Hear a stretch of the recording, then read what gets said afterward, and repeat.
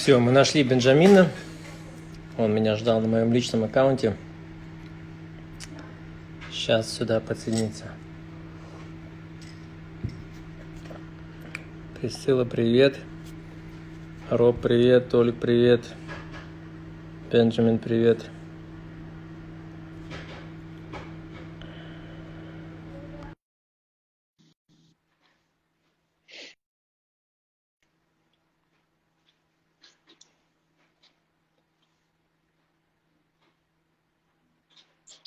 Hey, Alex. Привет. Привет. Как дела? Хорошо. We can just do the whole thing in Russian if you want. Ну, нет, маленько по-русски поговорим, просто чтобы, знаешь, те, кто изучает английский, чтобы они тебя послушали и меньше, как это сказать, переживали, увидели, что если ты можешь нормально общаться, даже там какие-то ошибки, там чего-то произношения, никаких проблем. Но у тебя-то нет ошибок, это понятно, это все знают. Вот. Ну, как вообще там дела у вас в Атланте? Ну, в Монро. Okay, I was joking. We can do it. We can do it in English. Не, маленько, ты что ты, маленько поговори со мной по-русски, не стесняйся. I did not understand what you were saying about. I understood about Atlanta and Monroe. Something about. Wait, really? I thought your Russian was like perfect. No. It's hard. It isn't? No, it's hard when you haven't been there in 3 years to speak it. Right. Yeah. Ну, как дела у тебя, просто расскажи. Хорошо. I'm. I need to. I need to brush up on my Russian. You need to, right? You need to switch. Just don't worry. Just say what you can still. I mean, I'm pretty sure your Russian is better than you think it is. So. Может быть. Or are you like? Да, конечно, что. У тебя папа не стесняется вообще говорить, и у него никаких, и ты тоже не переживай. Но тебе кажется, у тебя русский лучше, чем у твоего отца, или у него лучше? Мой папа лучше. Молодец, это правильный ответ. Oh, good. So you haven't practiced Russian in 3 years? Well, I kind of off and on do like Duolingo and those kind of apps. I did like Rosetta Stone and all those. Even though I find that a lot of the apps, they don't teach you like practical phrases. A lot of them are, I mean, they help you learn the grammar and how it's constructed, but you know, sometimes the phrases don't really help you very much. But Right. so, but nothing can replace, you know, actual conversation, and especially when you're there, it's easier to be motivated.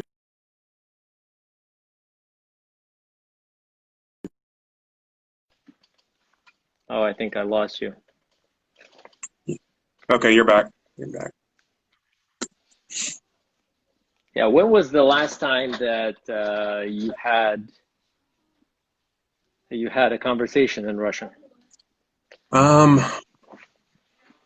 I've been to Ukraine the last 2 years, and in Eastern Ukraine they speak Russian, so I would say last summer.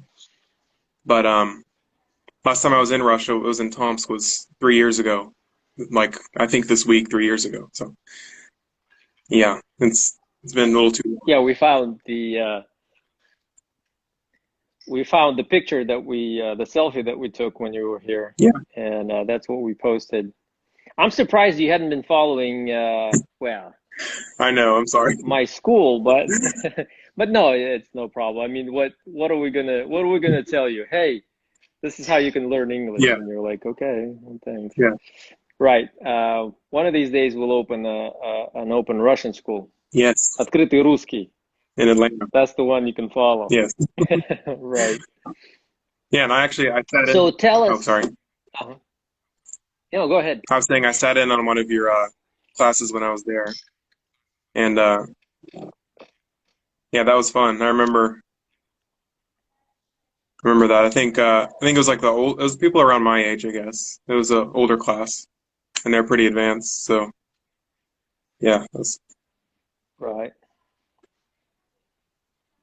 That was, yeah, 3 years mhm. is I mean, it's not that long, but in terms of just things that have changed and the events that have taken place and, in the world just in the last 6 months Yeah, and in the life of Open English and in my personal life. And it's just, so I'm like, yeah, I used to have a group of adults that I used to teach. right, And and then I did invite, people, native speakers whenever I could. So right. I thank you for doing that with me back then. Oh yeah. So tell us a little bit about your experience in Russia. What you remember? So you were born in the States, though, right? Or were you born in Russia? I was born in the States. Yeah, and You were born in the States. yeah, and we moved there. We moved to Russia when I was 15 months, so a little over a year old, and then we lived there until I was about 5. I think 5, so about 4 years, and then we went back every summer until very recently. About I think I know 2015 we didn't go, but I came back in 2017. Yeah, and Yeah. yeah, so it's been a big part of my life, and only now is it. I don't know. I really miss that part of. Almost feels like a different life, like yeah. So I really miss the people and the culture and Pelmani and you know. you you can buy it here, but it's not as good as It's not the same. I no, mean, it's not the same, right? no. Um, If you want some good pelmeni, you have to come to Russia. yes, exactly. So what do you remember about the first 4 years? Well, from the time you were 15 months old to the time you were 5 years old. What do you remember about that time? And Mhm. yeah, what do you remember? Um, well, I was just being a kid. I didn't know anything. Like I thought that this is pretty normal. Like, everyone lives in Russia in a flat, and you know, I I was just In a tiny flat with just, a couple of rooms for like 50 people. right, right. Yeah, and my best friends growing up were there, and um, my first memories as a kid were just in my room playing, and um, I remember at one point, well, I don't remember it, but apparently me and my mom stayed in our apartment for I think a month straight, just because it was negative 40 outside, and so we can't really complain about being in quarantine now because we literally didn't leave our flat for a month back then. So, but no, it was all good memories, and I don't really have a lot of memories. It's just little pieces, Just most of my memories are from camp when I was 10, 11, 12, something like that. Um, but um, yeah, I remember we had I think a group from GAC come, and it was it was Thanksgiving in America, and so all the group from GAC was there, and then a bunch of our Russian friends came, and we had a little Thanksgiving dinner in our flat in Russia. The only people celebrating it.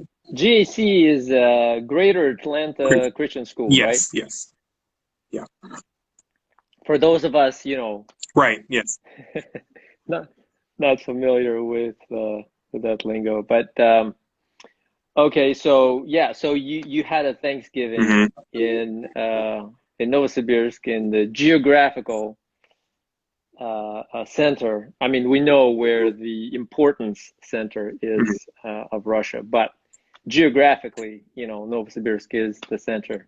yeah, And if Rob is still here, he can tell us where the most important place in Russia, which city is the most important in Russia. But But anyway, so in the geographical middle of center of Russia, you had an American Thanksgiving.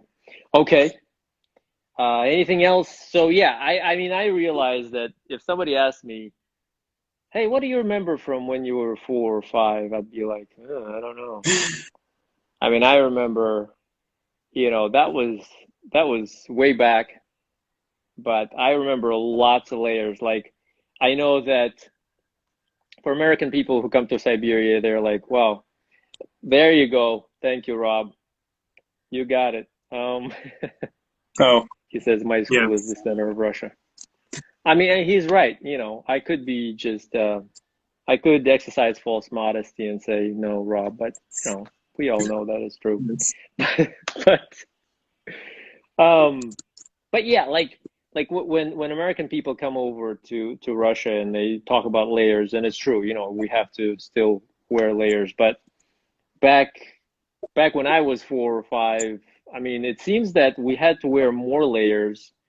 I don't know if it's because our central heating was not as good, or the clothes were not as good, or we just didn't eat as well, or what. But I remember being cold all the time, and and being packed, just like a mummy in all those clothes. Yeah. So all I'm saying is it is hard to remember, when you were 4 or 5. Right. So do you remember, which is another quite a difficult question, but do you remember going from Russia and kind of returning, or going to a new place for you, going to the United States, and you're like, so do you remember that experience? Yes, when we first moved back to have Aiden, because they wanted Aiden to be born, have a home birth and all that. So I don't know that I had a hard time transitioning to the U.S., but just because I was 5 and I didn't know, But I did, I would write Russian phrases on the sidewalk at our grandparents' house, and I would, I don't know, try to speak to people in Russian. I would speak, confused, they didn't understand. And so I think I just missed being there. And yeah, again, I can't say that I had a hard time because I didn't really care. We had been traveling all my life, so, but it was definitely a transition. So, and yeah, I wish that I could have kept up. I did have pretty good Russian skills then, so I wish that I could have kept that up somehow. But I'm pretty sure your skills are good. It's just that I guess your dad is more brave in just, well, I can understand a lot. I mean, I think everyone who's studying a different language, they can understand a lot before they can speak a lot. And right. So, and I can get a lot of stuff from context, like if I'm at church or listening to a speaker. But it's just the speaking part and trying to get what's in my head out. Yeah. So. It's more difficult. It could be actually that I mean, I don't know. I mean, I don't know that we've ever spoken Russian, you and I. I mean, yeah, so I technically, I do not know. I've never heard you speak Russian a lot. Mm-hmm.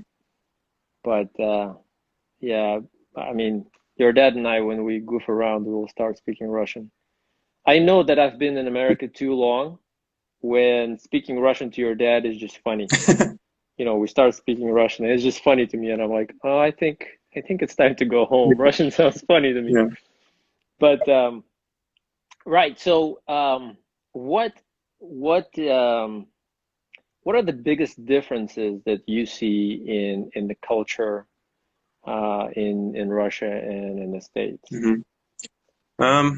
I think that a lot of times Americans, they kind of put out a facade, even if they don't like you necessarily, that, oh, we're friends, everything is good. Like, even if they have a problem with you personally, they might not bring it up because it's awkward or uncomfortable.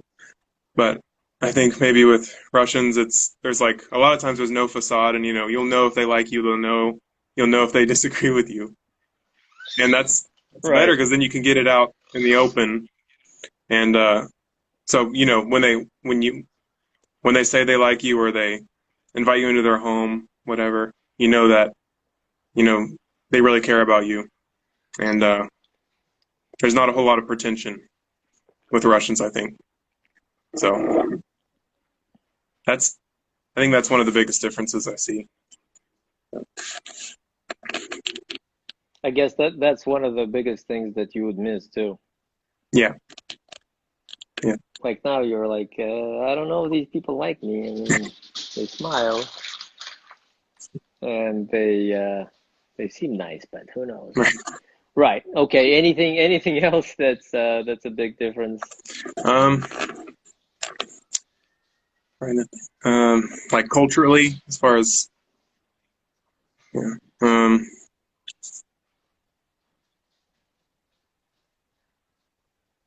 that was my prepared answer, but I do believe it. But, I know, sure. Sure, I can think of a lot later. Right. I mean, I guess for you, it's just natural. You transition, you go into this culture, and then you know how to act, you know how to speak, and you feel at home. Mm-hmm.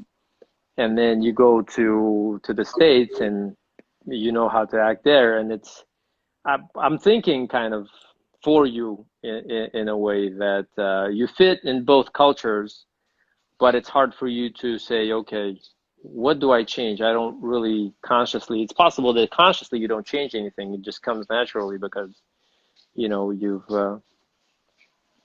been, little people are running around, even though I told them to just stay in their rooms. But, I see little shadows back there. They decided, yeah. I mean, they're sneaking. They're not loud, which is good. But anyway, so yeah. So tell us why did you decide? So what is your major in college? It's aviation science and management. So. Right. And right. So what made you choose that? So when I was about 13, I got really interested in just, planes at first, and both of my grandfathers worked for Delta Airlines here, which is a major airline in the States. So, well, it's kind of funny. Before that, I used to be terrified of flying, actually. We were on our way to Russia one day or 1 year, and I don't know what happened. The plane dropped for a full second, and it just traumatized me for years, even though it wasn't really a big deal. But right. And then around 12 or 13, I got interested. I don't remember how, but and I obviously wasn't scared of it anymore, and I started to have a real passion for aviation and flying, and I've always loved travel, but the real passion for aviation came about that time. And so there's also in the US a lot of airline pilots are getting ready to retire because I think they force you to retire about 65, and so a lot of them are nearing that age. So if people start flying again here after coronavirus, then they will need a lot more pilots. So so you're saying there's a whole I don't know, generation, yeah. What do we call it? There's a whole generation of pilots just ready to retire, and once they do, there will be a shortage of pilots. Right, that's what they're saying. You come in at the right time with your skills. So you flying a plane, you learning to be a pilot, is that part of your college, or is that something extra that you just want to do? It's part of. I have to take other classes. Obviously, it's not just flying, but that is a big part of it. And right now I'm the first step is a private pilot's license, so that's what I'm working on right now. at the airport that's just 5 minutes from our house. So, yeah, that's been great to have that so close and being able to make progress on that this summer. So, yeah, your dad sent me, we should probably, I don't know if we can share it or not, but yeah, he sent me the, I think the first time you took off and landed, that video. yeah, So that's just, you know, even thinking about that is intimidating for me. well, I mean, it sounds weird, but I'm a lot more comfortable trusting, you know, my life to a person I think knows what they're doing right. than just saying, you know, it's all in my hands. If I die, it's on me. Right. You know. Right. So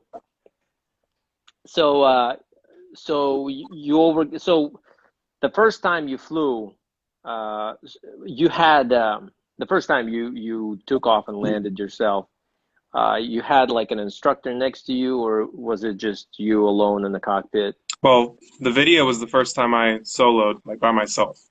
So, and I didn't know I was going to be doing it that day. We flew around for a little bit, and then he got out and said, "Okay, you do it by yourself now." I was like, "Wait, what?" So, Well, no, wait, yeah, that's not okay. like I knew it was coming in the future Right. sometime, but I didn't think it would be that day. So, but no, that was by myself. So, and I've done it about, I think, 3 times since then. So it's starting to get a little bit And it's more natural now. Not quite as nervous, but you want a little bit of nerves to keep you on, you know, your attention focused. And yeah. right. So, and it seemed like you landed and just rolled a little bit and took off again. Yeah, that's what Was that? they call that a touch and go. So if you're training, and your goal is just to stay, you know, around the same airport, but you want to also fly, you take off and you come back and then you land, and once you touch the ground, you take back off again. So I had to do I think three of those, and then he got back in and we flew back. So yeah, I think I did one more than I was supposed to, just because I wasn't I was just so focused. You weren't counting. You were like, okay.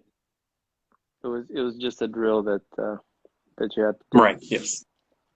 Well, that is fun. That is fun. So, is that what you want to do? So that's what you want to do professionally, is to be a pilot. Correct. Yes. Mm-hmm. And what airline are you thinking of joining? Well, I mean, there's so many, and my my allegiance is with Delta, just because it's kind of runs in the family, but and it's based in Atlanta and all that. I grew up flying Delta, but really I don't imagine myself turning down a job if I get an offer from another airline, but we'll see. We'll cross that bridge when it comes. You know. Right. So with this coronavirus thing, how did it change your life and the lives of the young generation there? Apart from the obvious, you know, everybody stays at home, blah blah, you know. Yeah. Well, at first, I mean, the attitude here at first was, so they canceled schools right about when spring break for main, like, high school students was about to take place. So they canceled it the week before spring break. So now they had, you know, they thought only 2 weeks of no school. And so everyone was kind of happy at first. And then, you know, as you get closer to the end of the school year, they're like, oh, well, we're not going to go back. And a lot of people, I don't know, some people like that. Like, if you're an introvert and you just prefer to stay home and do online, then they're fine. But a lot of people, myself included, actually, like, really miss the physical aspect of going to school. And then for me personally, I had, I think, about 5 trips planned this summer, and all of those were canceled, including the big one to Ukraine that I've taken the last few years. So that was really hard at first. But try to look at the bright side, like, you know, I'm getting to fly more and focus on things like that more. So, yeah. Right. So you mentioned going to Ukraine. Which part were you planning on going? Kharkiv. So, yeah, east. Right. East.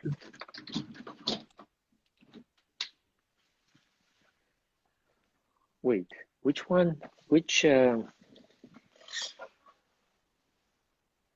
blanking on the name of the city that I visited a few years back, but it was in the west. Oh, Lviv. That's the Yeah. one. Yeah. Right. So Kharkiv is east. Mm-hmm. It's, I guess, like a two. I'm not sure. I don't want to get this wrong because I think there's some people watching right now. But it's not far from the Russian border. Maybe 2 hours. Maybe less than that. Oh, if it's in the east of Ukraine, then it's not far from Russia. Right. But so what were you planning? I mean, I kind of know some of the answers to my questions, you know, but what were you planning on doing there? We were planning on doing I think 2 camps. One was like a church camp, and the other was it had a lot more kids. I think last year they had around 70. So it was a lot. And that kind of like our camps back in the day in Russia. It's kind of that style, you know. But there's no enthusiasm clap, no dean of discipline, no. I mean, you can't replace. That's you know, right. No toilet. What was the punishment? The worst punishment was like toilet cleaning at Up Boy. Like we never. I don't think we ever. That was more of a scarecrow. I mean, I don't think we ever did that. Well, no, I think my dad had to do it. He had to do it because he started a water balloon fight. Or yeah. Right. Wait, your dad cleaned the toilet? Yes. I don't remember that. I think you might. But yeah, it sounds something. Ruslan might have been the dean then. I'm not sure. But that could have been it. But that does sound like something your dad would do. Yeah. So wouldn't be surprised. But right. So these kids that come to these camps, what kind of kids are they? Sounds common. Why would he want to not? I don't know. Do you feel that we should explore this topic a little bit? I know I've seen pictures. I don't know where they are, or else I would try to find them. We should totally find them and then post them. Anyway, on the school page. So, right. Why not? You know, it could be like if you misbehave or your grades are not so good, this is what you might end up doing. But so yeah, what kind of kids are these camps for? For the church camp, last year they were kids from the church, and they were only about, I think, 13 kids. But this year they're trying to get permission to bring orphans into the camp. And I am not sure where they stand on that now, because orphanages are, you know, it's going to be a lot harder for them to go to camp in the summer now, especially with a first year or second year camp like that. Right. And then, but the second camp that I worked last summer was, there were some orphans and at-risk youth there. I don't think there were quite as many as, you know, Youth Reach had in Russia. But yeah, it was good to get to know some of them, and you know, you make friendships that last a long time, and so it's really special. Right. So watching all these camps and working or being a part of this work with orphans and at-risk youth. How did it impact you? You think? I mean, I think you're now kind of old enough to maybe compare, maybe see some things that come natural for you and that you understand better than maybe other people of your age. Or well, how did that? Yeah. Looking back, it's just made me realize just how blessed I am personally to have everything that I do, and not to take your parents and family for granted, even when they drive you crazy, because, a lot of kids would. Well, your family would never drive you crazy. I mean. They used to more, or okay, my siblings used to more back in the day, but we get along fine now. But yeah, it's just maybe. I'm thinking Nate would take the prize on driving you crazy. Back then, yeah. He lived back then. I mean, he's a changed man now, but yes. I hardly see him anymore, so when I do, it's like seeing it's kind of a occasion. So. But yeah, it's just made me really thankful for just the small things in life, and just not to take anything for granted, because a lot of kids would, that's all they want is just a loving family and a stable environment. Yeah. Right. Well, that is. So, what is there anything that you're thinking about doing, or you're already doing to kind of talk to the people of your age? Is there something that strikes you in their thinking, in their behavior, that you would just kind of want to say, hey, change that or change this, or yeah, at least people in my generation in America, I think that I can't really blame them for not experiencing like other cultures or anything, because a lot of them haven't had the chance to. But I feel like a lot of people here, they forget that America is not the world, and there are other problems that the world is dealing with besides their own little problems. And I don't know, I think I would just like people my age to be more aware of things going on outside of America. And I don't know, it's kind of hard to explain, because I can't like blame them for something they haven't seen or experienced like I have. So right. Yeah. So yeah, that's kind of what I'm I guess driving at or talking about. Is there are some things that they just come so natural for you because of the things that you've experienced and the things that you've encountered, and then other people they don't get it, not because they don't want to get it, or it's just that they haven't had that experience, Right. And this is sometimes one of the biggest battles or challenges. Like, how do I carry that message across without sounding like I'm trying to blame them, Mm-hmm. or talking down to them, but just say that does happen, and this is the situation that a lot of the world is living in, and yeah. Right. Yeah. So that is quite a challenge.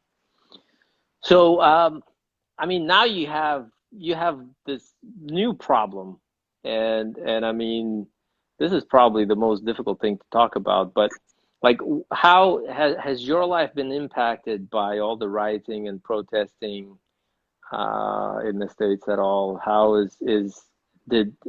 Are there a lot of protesters and riots rioters in Atlanta, around Atlanta? In Atlanta, yes, but we live about an hour outside of Atlanta, and there have been some marches. They've been all peaceful.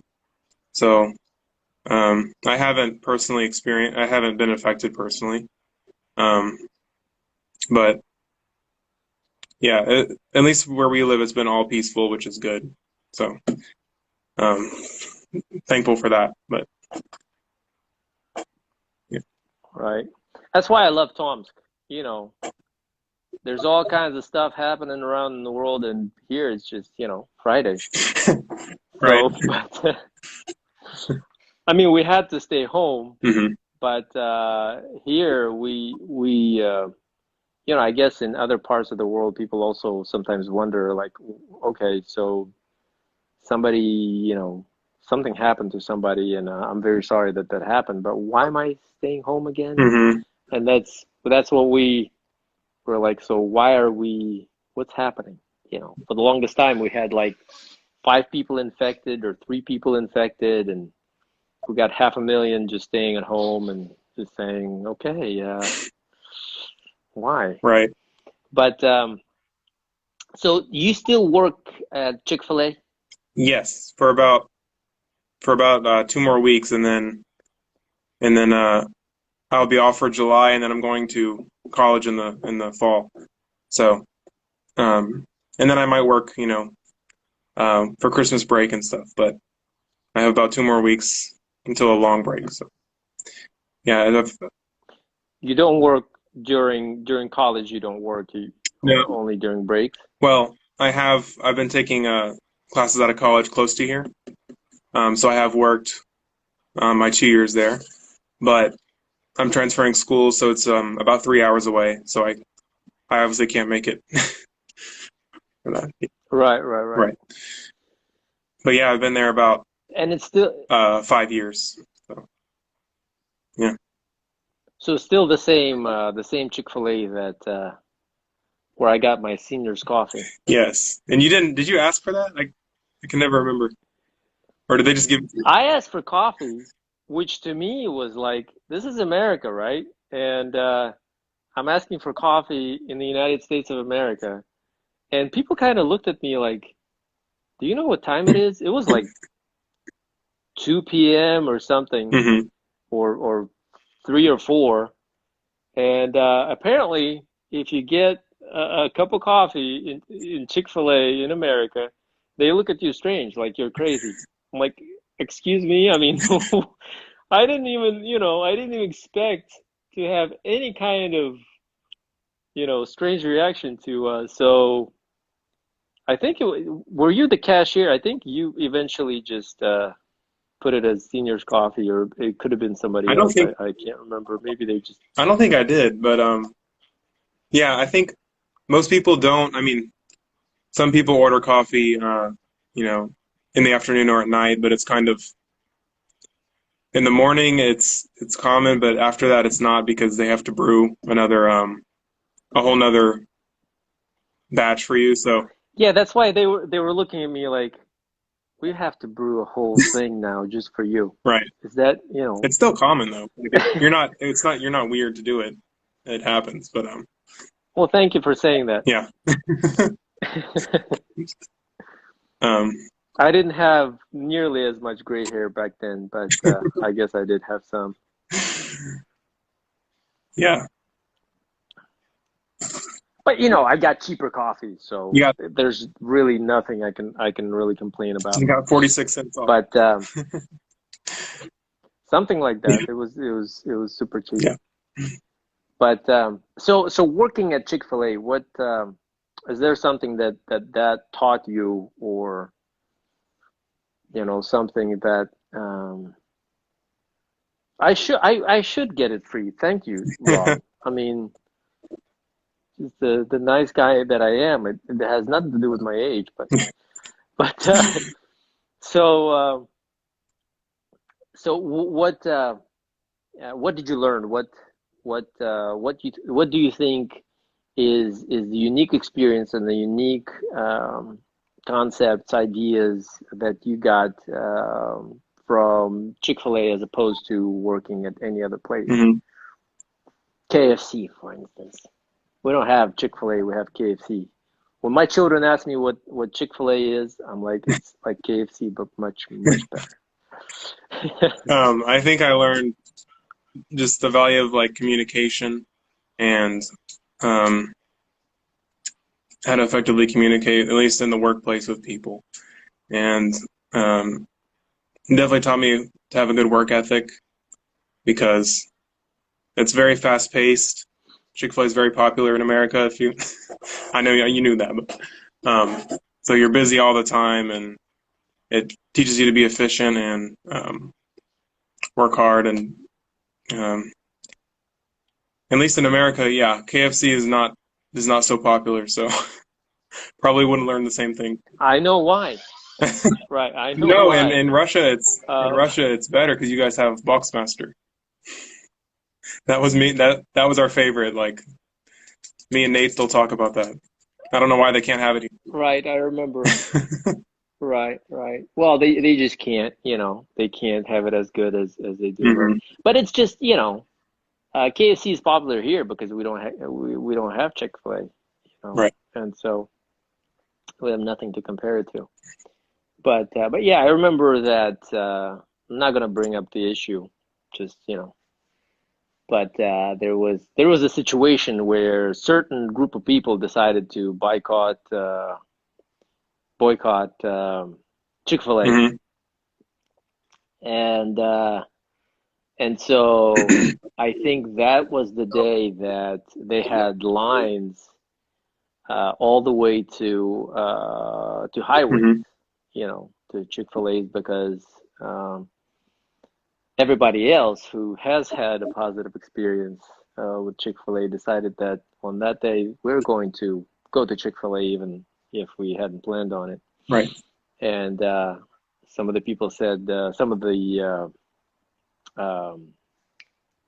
operators said that was their best-selling, record-selling day. So Right. so that just tells us a little bit about Chick-fil-A and the people who like it, who are raving fans Yes. of this establishment. So is Chick-fil-A under any kind of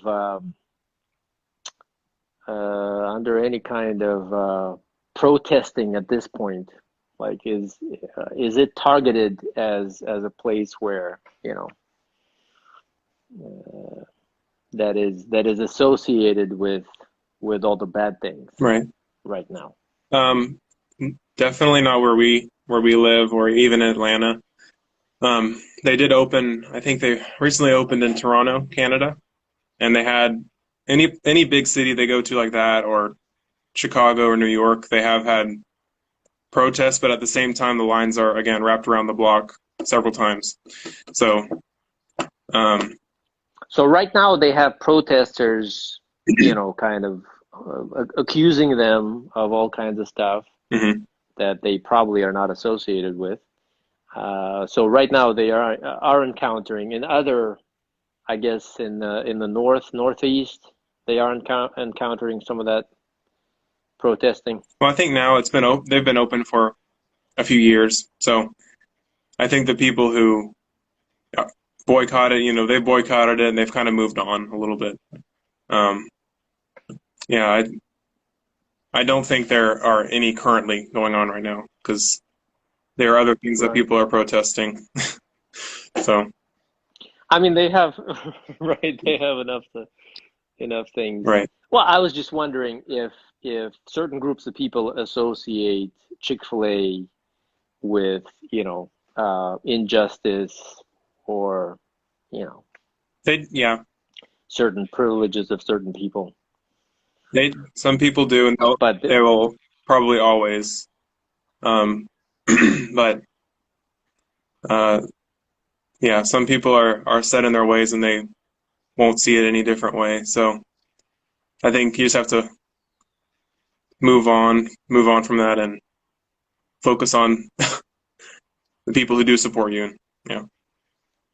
Right. Well, that's good. We don't want Chick-fil-A to.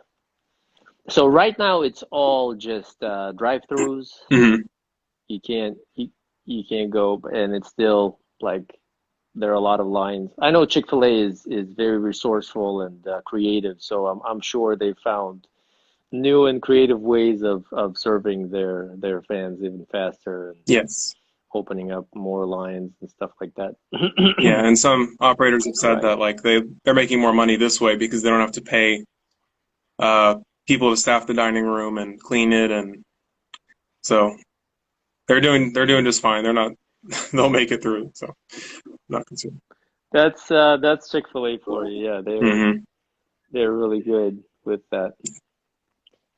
So anything that, and I know we kind of talked about it, I think 2 years ago, we made a video about learning English and stuff like that in my favorite basement in the world.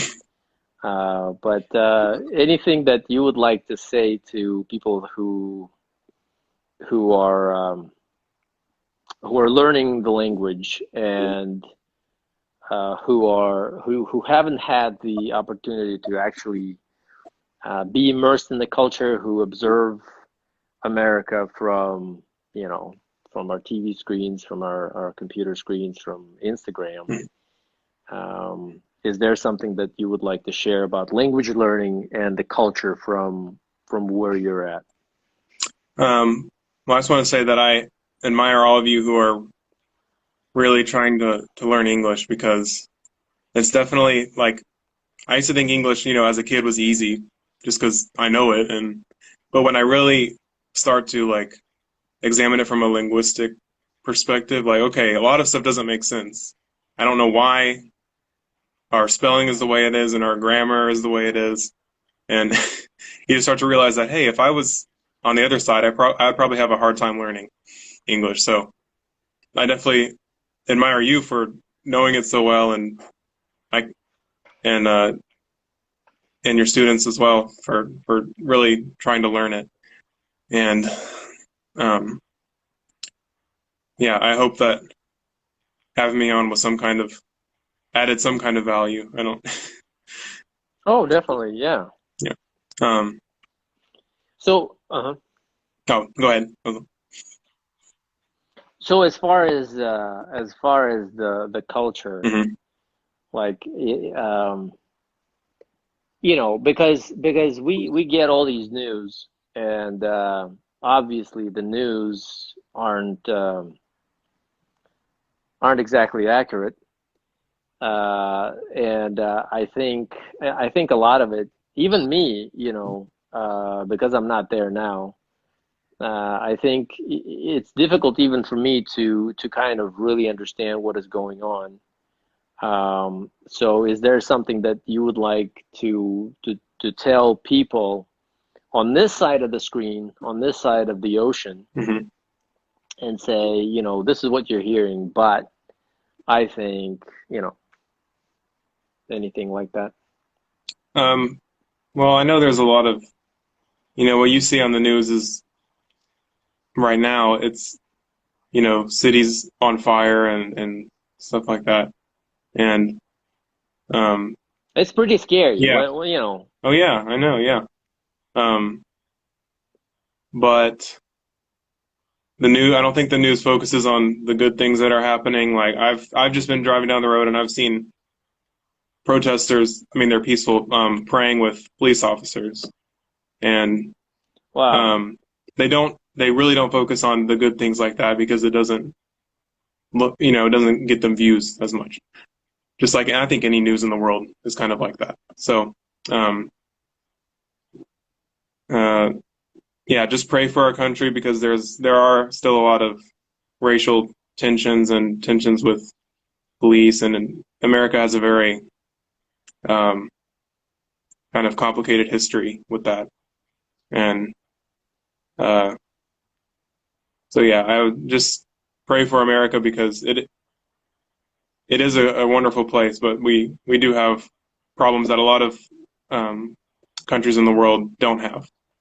So yeah, but I just know that we're fine. We're not on fire or anything. Well, that is nice. Right. Yes. I like Monroe and Little Burn and Yeah. you know, Stone Mountain. Stone Mountain. It's hard to set Stone Mountain on fire, though. I mean, No. Yeah. I'd imagine it would take a lot of gasoline or something, you know. No. So I think Stone Mountain is safe. Yes. It's still very busy. We went there the other day, and people are. It's a nice place because there's, you know, every kind of person. I've heard Russians actually walking up the mountain, like every language. It's crazy. So. Yeah. I think I saw. Did you? I think you had a story from there or a post. I think I saw that you recently went up there. Yeah, it's beautiful. Yeah. And I like it. Anyway, well, thanks, Benjamin. Of course. Thank you for taking the time and talking to us, and I hope, we'll talk again. Yes. Sometime later. I hope to come to Tomsk soon. It's definitely on the short list of places I need to go. So it's been too long. Definitely, yeah. Yeah. We don't have Chick-fil-A, but we do have Boxmaster. Yes. So KFC is also open. It's only it's not drive-through, but takeout. Whatever they call it, like takeout. Thanks. And but all right. Well, see you when I see you, and thanks again for your time. And yes, thank you. Have a wonderful day, because it's. Ask him about July 11th in Moscow next year. Oh. What is July 11th in Moscow next year? My favorite band is going to be there at BTB Arena, and my dad, he's trying to get me. Well, he's like, "Are you good?" Wait, the the 21 Pilots? Yeah, you listen to them too. Oh yeah. Yeah. Wait, have they released a new album recently, or? 2018. Was that, which one was that? The Jumpsuit? Yeah, that one. Yeah, I mean, yeah, this is weird. It will sound weird, and it is weird, but right now I'm like, it's kind of difficult for me to listen to Christian music. You know, because a lot of Christians decided to associate themselves with certain ideas and practices that are going on in the States right now, and it's just so, you know, so difficult for me to accept that, and that just affected my perception. Yeah. You know, and it shouldn't, and I know that it shouldn't, and I don't want this, but it's just when I'm listening to contemporary Christian music now, I'm like, man, I you know, it's hard to relate with. And I'm like, it's hard to relate now, because, you know, they're fighting for causes that, you know, I'm definitely not very informed about, and also I'm not sure that some of the practices, again, and some of the ideas and some of the ways that these things are handled, these issues are handled, I'm not sure. I definitely don't want to stand behind that, you know, certain things that I see again on TV and I hear, and so anyway, but you know, there's always 21 Pilots, but they haven't released a new album in a couple of years. So right.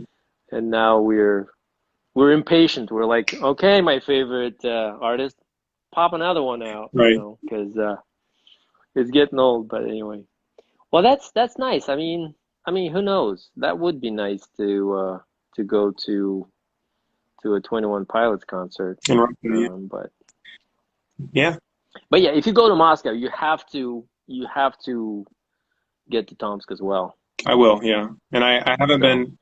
I think I drove through Novosibirsk in 2017, but it was like at 2 a.m. but I haven't really been there and been to the old places that used to be all the time. So I need to go there again and do like a I don't know, just a nostalgia tour, like get on the metro and go see our old flat. But yeah, say, hey, I used to live here. Can I just walk around and maybe cry a little no, bit? Right. That wouldn't be strange at all. Hey, honey, there's an American at our door saying he used to live here and he just wants to cry. you know, right. But anyway. Yeah. Well, all right, dude. Yeah, I hope to see you in person sooner than later. Yes, me too. In any country. Yes. My preference would be the country you're currently at, but hey, Moscow will do too, or Tomsk will do Absolutely. just fine. Yeah. All right, man. You have a great day. All right. And thanks again, and I'll see you when I see you. Yes, thank you. Bye, Alex. Bye.